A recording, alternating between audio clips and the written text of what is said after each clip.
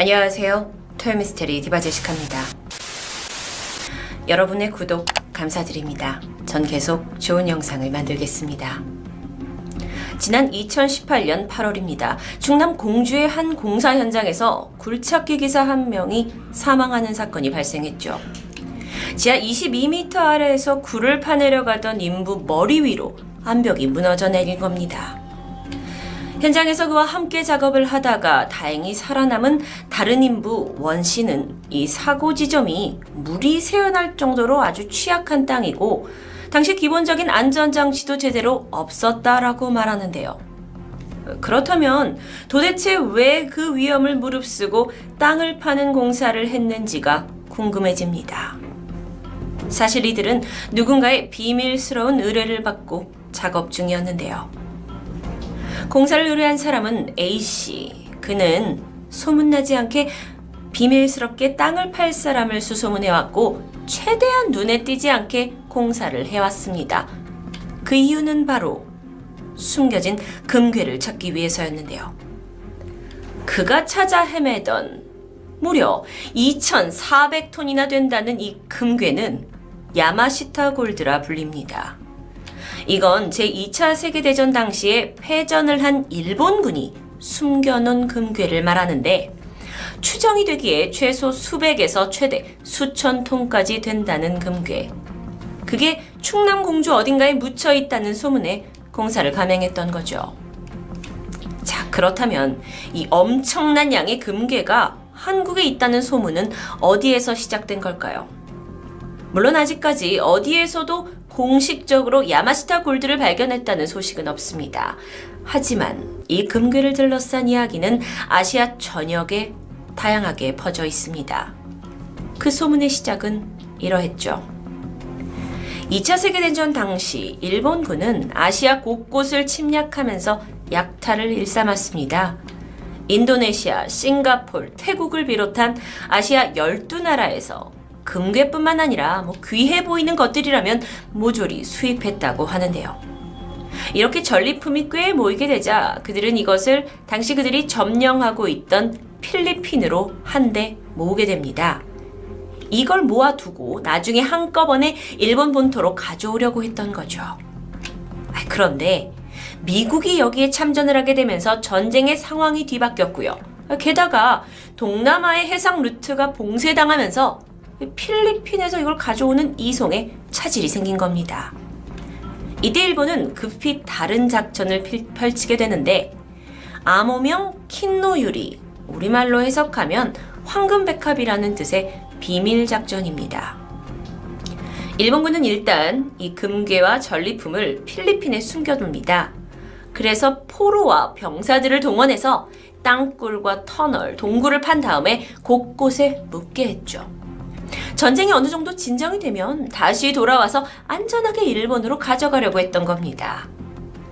그런데 그 양이 얼마나 많았던지 전해지는 바에 따르면 육지에서 132곳, 그리고 수중에서 34곳이나 되는 지점에 나눠서 숨겨야 할 정도였다고 해요. 그들은 금괴를 묻으면서 여기에 각종 덕과 독가스를 함께 설치하는 것도 잊지 않았습니다. 도굴당하는 걸 방지하기 위해서였겠죠. 보물을 다 묻은 후에는 이 작업을 했던 인부들을 굴에다 모아놓고 다이너마이트를 터뜨려서 그들을 생매장시켰습니다. 오직 보물이 숨겨진 장소를 알려주는 문서만을 남긴 채 완벽하게 은닉해버린 것이었죠. 이후 일본군은 말레이 반도의 호랑이로 불리던 일본 사령관 야마시타 도모유키의 이름을 따서 이것을 야마시타의 보물로 부릅니다. 모든 비밀이 담긴 증서, 그것 또한 그 사령관에게 있었죠. 하지만 일본군은 결국 전쟁에서 패하게 됩니다. 그리고 필리핀은 독립을 이루게 되면서 일본은 보물을 찾지도 못한 채 그대로 필리핀을 떠나게 되는데 야마시타 보물의 이름, 그 기원이 된 야마시타 도모유키 사령관도 전범으로 처형이 되면서 이젠 금괴가 어디 있는지에 대한 정보가 그대로 사라져 버렸습니다. 이후 시간이 몇십 년이 지나게 되자 이 야마시타 보물에 관한 이야기는 구전의 구전만 전해지면서 그저 흥미로운 전설 정도로만 치부되었는데요. 그렇게 보물은 사라지게 되는 걸까요? 그러다가 미국에서 야마시타 골드라는 책이 출간됩니다. 일본이 필리핀에 두고 간 엄청난 양의 보물이 존재한다 라는 것이 이렇게 책으로 밝혀지게 되면서 자세한 내용까지 당시 미국의 트루먼 대통령의 지휘하에 은밀히 그것을 찾아 헤맸다 라는 내용이 밝혀지게 되죠. 그러니까 한간의 그 전설로 구전으로만 있던 소문이 사실이다 라는 게 어느 정도 증명되는 순간이었습니다.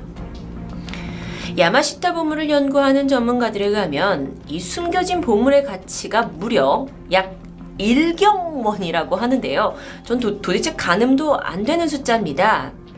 1경은 1조의 10,000배에 해당하는 수인데 정말 이거야말로 천문학적인 액수죠. 이 야마시타 보물에는 금괴뿐만 아니라 다이아몬드, 백금, 그리고 각 나라에서 뺏어온 금불상, 희귀한 미술 작품, 또 각 나라의 귀중한 공예품까지 문화적인 어떤 가치를 가지고 있는 것들도 포함하고 있습니다. 또한 그 나라에서 중요한 문서들까지 이 모든 것을 포함해서 환전한 가치라고 하는데요. 그러니까 돈도 돈이지만 이 발견 자체가 문화적으로 아주 귀중할 수 있습니다. 자, 야마시타 보물의 존재가 밝혀지면서 이후 전 세계 보물 사냥꾼들이 달려들었고 위치를 추적했고 이곳저곳에 땅굴을 파내려 갔습니다. 하지만 아무도 발굴에 성공했다는 이야기가 들려오지 않았죠. 그러다 보니 점점 대중의 관심도 시들해지고 있었습니다. 그러던 1988년 필리핀에서 전직 열쇠 수리공으로 일하다가 보물 사냥꾼으로 전업을 하게 된 로잘리오 록사스라는 사람이 당시 필리핀 대통령 페르디난드 마르코스 부부를 고발하는 일이 발생합니다. 그는 대통령이 권력을 이용해서 사람을 기만하고 학대했다면서 하와이 헌법재판소에 소송을 제기했는데요. 자, 문제는 그 소송의 내용이 야마시타 보물과도 아주 밀접했다는 겁니다. 록사스의 주장에 따르면 그는 1961년 한 일본군의 아들을 만나서 우연히 야마시타 보물의 숨겨진 장소를 듣게 됩니다. 이후에 그가 그 관심을 가지고 여러 사람을 만나다가 야마시타 사령관의 전 통역관을 만나서 그 존재 자체를 확인받게 되죠. 그는 열쇠 수리공의 직업을 버리고 인생 역전을 꿈꾸면서 보물을 찾는 일에 매진하게 됐고요. 1970년 드디어 유력한 장소를 찾아내어서 땅을 파내려 가기 시작했습니다. 이후 이어진 7개월간 그는 계속해서 포기하지 않고 땅을 파내려 갔는데 마침내 터널 깊숙이에서 금불상과 금괴를 발견했고요. 이뿐만 아니라 근방에서 그 당시에 함께 다이너마이트로 생매장됐을 것으로 추정되는 유골도 발견합니다. 그러니까 더욱더 신빙성이 생기는 거죠. 록사스는 자신이 야마시타 보물을 찾아낸 것에 매우 흥분했고요. 일단 보물을 하나씩 챙겼습니다. 그런데 이 양이 도저히 한 번에 들고 나갈 수 있는 양이 아니었기 때문에 그가 일부만 챙기고 나머지는 두고 오기로 합니다. 나중에 와서 다시 가져가면 되니까요. 그는 이곳을 떠나면서 자신만 알아볼 수 있는 표시를 남겨뒀다고 하는데요. 보물을 들고 땅 위로 올라온 록산느는 일단 금괴 일부를 팔아서 현금화를 합니다. 너무 기뻤겠죠. 그리고 이 금불상을 사갈 적당한 구매자를 기다리고 있었는데요. 이게 아무리 귀중한 물건이다 하더라도 이걸 이제 살 사람이 있어야 돈이 되는 거니까요. 그래서 마냥 기다리고 있던 1971년 5월의 어느 날입니다. 한 무리의 남성들이 그를 찾아왔고요. 록산느를 대뜸 체포하더니 금괴 그리고 부처상을 압류해 갑니다. 그리고 나서 감옥에 투옥이 되고 나서 너 이것을 어디서 발견했냐? 라는 이 지점을 알아내려는 가혹한 고문도 계속됐습니다. 누가 이 모든 사실을 알고 지시 내린 걸까요? 이때 록산느는 이 모든 것이 필리핀의 대통령 마르코스의 하수인에 의해서 벌어졌다는 것을 알게 됩니다. 이후 몇 년간 그는 감옥에 계속 투옥됐고 결국 몇 년 후 풀려났지만 이를 갈다가 국가를 상대로 자기 걸 되돌려달라는 소송을 하와이에 내게 된 거죠. 필리핀 정부는 당연히 들어줄 생각이 없어 보였습니다. 실제로 그 무렵에 마르코스 대통령은 필리핀에 숨겨진 소물을 수소문하고 있었습니다. 그는 전쟁에서 살아남은 생존자부터 미국 광산 전문가의 도움까지 받으면서 필리핀 어딘가에 숨겨진 이 금괴를 찾는 일에 몰두하게 되죠. 사실 그는 집권 기간 동안 엄청나게 사치스러운 생활을 한 것으로 유명했고 도마 위에 올랐습니다. 추후 이 록선리의 증언이 보태지면서 사람들은 대통령의 돈의 출처가 어쩌면 야마시타 금괴라고 수군거리게 되는데요. 대통령 내외는 부정축제 혐의로 몰리기도 했습니다. 보물에 관한 이야기를 토요미스테리 소재로 잡을 때면 저도 반신반의하는 편인데요. 야마시타 금괴에 대해서는 특히나 아시아 쪽에서 여러 이야기가 남아 있었습니다. 특히나 록사스가 찾은 것이 정말 야마시타 금괴인지 아니면 다른 금괴인지에 대한 논란도 있었는데, 문제는 이렇게 계속 야마시타가 이제 수면에 떠오르게 되니까 이 금괴에 대한 소문이 진실이 되어갔고요. 전 세계 역사학자들까지 이 사건에 집중하게 됩니다. 하지만 정작 록사스는 소송의 끝을 보지 못한 채 1993년 사망하고 맙니다. 지금도 필리핀 곳곳에서는 야마시타 보물로 추정되는 금괴들이 종종 발견된다고 알려져 있는데요.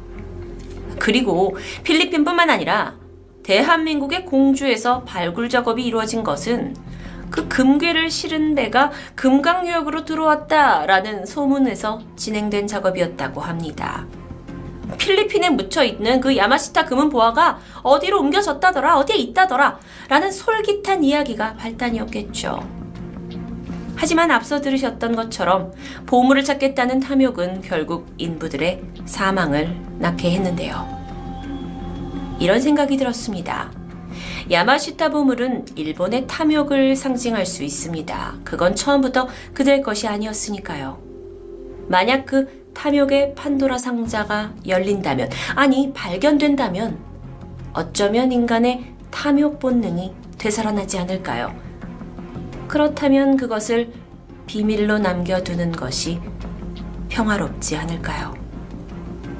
토요미스테리 디바제시카였습니다.